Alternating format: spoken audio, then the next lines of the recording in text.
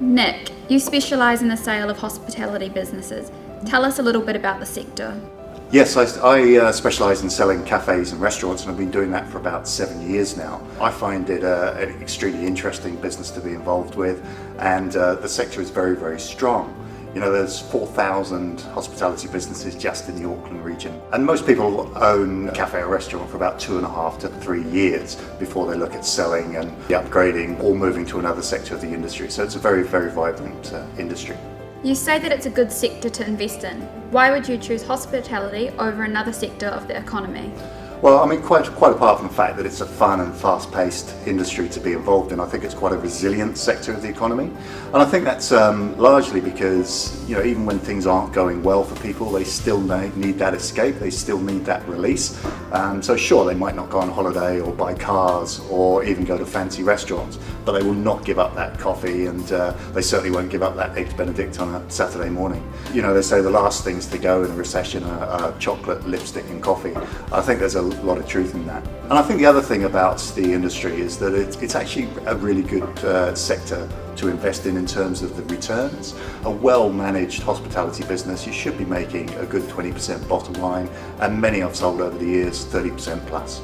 What sort of people buy cafes and restaurants? I tend to focus at the upper end of the market, so up at those sorts of levels. It's rare to have experienced people buying those sorts of business, because they tend to set things up from scratch and grow things and then ask me to sell them for them. So most of my customers, most of the people that buy, are actually completely inexperienced or have a little bit of experience in the industry, and they're looking for that step up into their next role.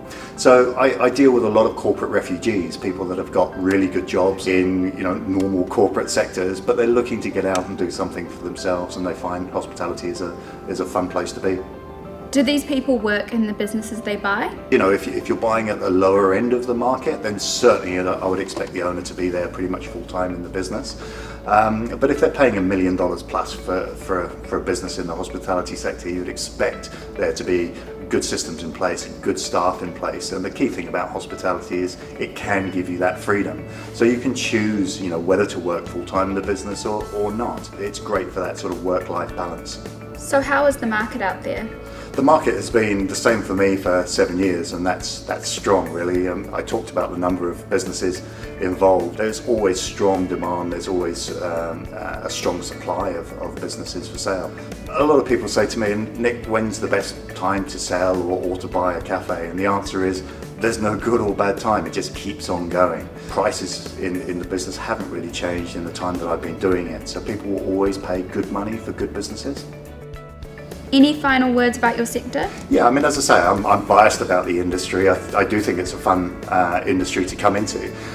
It's not a difficult industry to learn, and that's why a lot of people are attracted to it.